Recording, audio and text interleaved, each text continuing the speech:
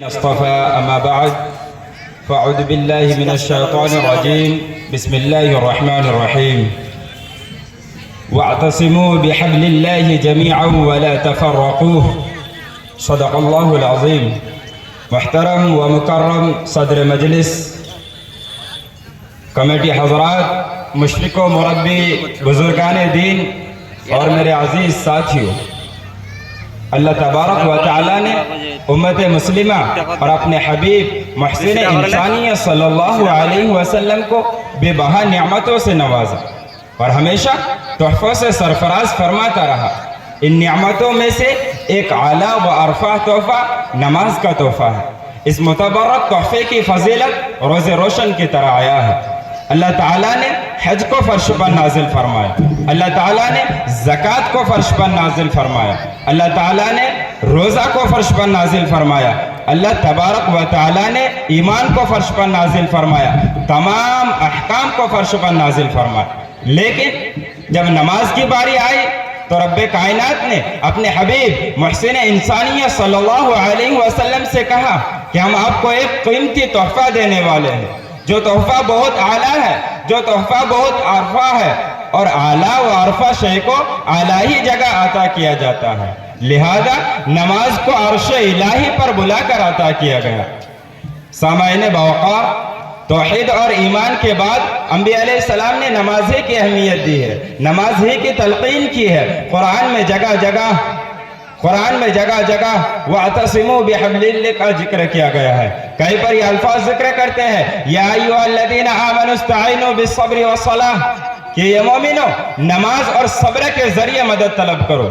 صحابہ کرام رضی اللہ تعالیٰ علیہ مجمعین کو جب حضور اکرم صلی اللہ علیہ وسلم نے معراج کے تحفے کا ذکر کیا تو تمام صحابہ کرام رضی اللہ تعالیٰ علیہ مجمعین خوشی سے جھوم اٹھے اور کہنے لگے کہ سبحان اللہ، ماشاء اللہ، اب تو ہمیں خدا سے مانگنے کا وسیلہ اور صلہ مل گیا.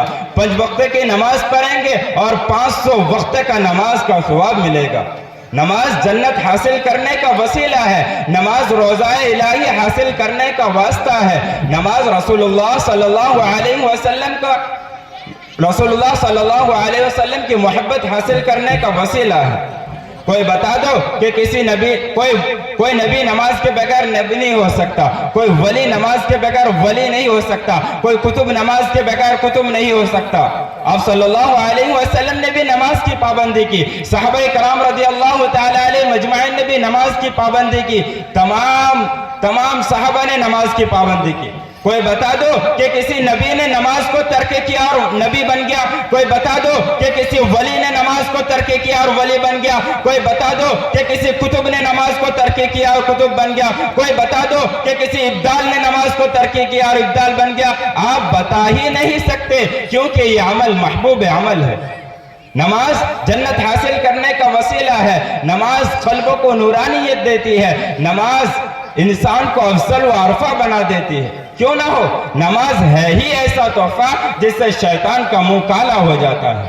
نماز ہی سے فیصلہ ہوتا ہے کون متقی، کون سخی، کون ولی، کون کتب، کون ابدال، کون مسلم، کون غیر مسلم. یہ نماز ہی سے فیصلہ ہوتا ہے. میں بغیر حوالے کے بات نہیں کہتا. مشکات شریف اٹھاؤ، صفحہ نمبر 58 پر دیکھو کہ حضرت جابر رضی اللہ تعالیٰ عنہ روایت فرماتے ہیں کہ حضور اکرم صلی اللہ علیہ وسلم نے ارشاد فرمایا کہ بین العبد و بین الکفر ترک الصلاۃ، کہ بندے اور کفر کے درمیان صرف نماز ہی کا فرق ہے.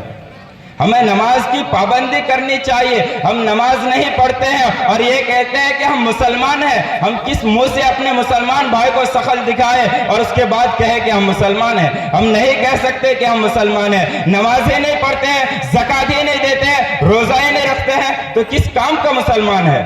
خیر، بات دوسری طرف جا رہی ہے. ابھی وقت کم ہے، اس لیے میں اپنے موضوع کو، جس موضوع کے لیے آیا ہوں، اس موضوع کو آگے بڑھاتا ہوا چلوں کہ آج مسلمانوں نے شریعت اسلامیہ کو، آج مسلمانوں کے اندر نفرتوں اور تنازعاتوں کی خلی اور آپسی تنازع کی ایک مہلک بیماری ہر مسلمان کے رگ رگ و ریشے ریشے میں سما چکی ہے. ہمارے اندر اختلافات، تنازعات اور تشاجرات نے جنم لے لی ہے، جس کی بنا پر مسلمان ذلت و رسوائی کے دلدل میں پھنسا ہوا ہے. مسلمانوں کی مختلف جماعتوں اور تنظیموں میں آپس میں اتحاد و اتفاق باقی نہیں. کوئی اپنے آپ کو سنی کہتا ہے, کوئی اپنے آپ کو مودودی کہتا ہے, کوئی اپنے آپ کو بریلوی کہتا ہے, کوئی اپنے آپ کو دیوبندی کہتا ہے. مسلمانوں کی مختلف جماعتیں فرقہ پرست ہو گئے ہیں. ایسا کیوں ہوا؟ صرف ایک ہی بنیاد ایسی ہے جس پر مسلمانوں کی تمام گروپ اور تمام تنظیمیں متحد ہو سکتے ہیں. وہ بنیاد قرآن اور حدیث ہے. قرآن پر شیعہ, قرآن پر سنی, قرآن پر مودودی, قرآن پر بریلوی, تمام تنظیمیں ایمان رکھتی ہے. قرآن کی فریاد و للکار کو سننے کے لیے تمام جماعتیں اور تمام تنظیمیں ایک پلیٹ فارم پر آ سکتے ہیں, سب متحد ہو سکتے ہیں. سامعین باوقار, نفرت اور تنازعاتوں کی دیوار کو دور کیا جا سکتا ہے, عداوت و تشاجرات کی دیوار کو منہمد کیا جا سکتا ہے, لیکن شرط یہ ہے کہ ہم قرآن کے للکار کو سننے والے ہوں. ہم مسلمان ہیں, قرآن پر ہمارا ایمان ہے, احکام پر بھی ایمان ہے, رہبر ہمارا قرآن ہے, ہادی رسول کا فرمان ہے جس پر سب کچھ قربان ہے. تو آئیے رسول اللہ صلی اللہ علیہ وسلم کا فرمان سنیے اور اپنے زندگی سے نفرتوں اور تنازعاتوں کی دیوار کو گرا ڈالے. قرآن کہتا ہے ان هذه امتكم امة واحدة وانا ربكم فاتقون. جب قرآن ہمیں ایک کہہ رہا ہے, رسول کا فرمان یہ بتلا رہا ہے کہ ہم ایک جسم کے مانند ہیں, تو ہمارے اندر اختلافات پیدا کیوں ہوئے, ہم الگ الگ اور منفرد کیوں ہوئے, اس کی وجہ کیا ہے؟ یاد رکھیں, جس قوم و ملت نے انتشار, اختلافات اور تنازعات کو اختیار کیا, اس قوم نے کبھی بھی کامیابی اور کامرانی کا چہرہ نہیں دیکھا. وہ ہمیشہ ذلت و رسوائی کے گھڑے اور اندھیرے کنویں میں گر گئے. اور جس قوم و ملت نے اجتماعیت و وحدانیت اور یکجہتی کو پسند کیا, اس قوم نے ہمیشہ کامیابی و کامرانی کا چہرہ دیکھا. شریعت میں آپ لوگوں کو ایک قصہ بتاتے چلوں کہ آج مسلمانوں کے اندر جو فرقہ پرستی ہو رہی ہے, اس لیے کچھ غیر مسلم مسلمان ہونے سے اٹک گئے, رک گئے. جیسے کہ میں ایک لوگ قصہ بتاتا ہوا چلوں کہ ابھی بہت فرقہ پرستی چل رہے ہیں. ابھی کا جو ماحول ہے بہت فرقہ پرستی میں تلے ہوئے ہیں. ڈاکٹر امبیڈکر جو ہرینجو اور ہندو پسماندہ ذاتوں کے سب سے مقبول رہنما تھے, ہندوستان کی پوری ہریجن آبادی کے ساتھ اسلام قبول کرنے کے خواہش مند تھے. لیکن جب گاندھی جی کو پتا چلا تو انہوں نے ڈاکٹر امبیڈکر سے پوچھا کہ تم کون سا اسلام قبول کرنا چاہتے ہو, شیعہ مسلمان ہونا چاہتے ہو یا سنی مسلمان ہونا چاہتے ہو؟ اگر شیعہ مسلمان ہونا چاہتے ہو تو اس میں بھی بہت سارے مذہبی فرقے ہیں, اور ان سب میں آپس میں ایسی نفرت ہے کہ ایک دوسرے کو داخل اسلام نہیں مانتے. ڈاکٹر امبیڈکر نے اس گفتگو کے بعد اپنے ارادہ کو چینجنگ کر لیا, اپنے ارادہ کو بدل دیا اور کہا کہ میں سمجھتا تھا کہ اسلام میں ذات پات نہیں ہوتا.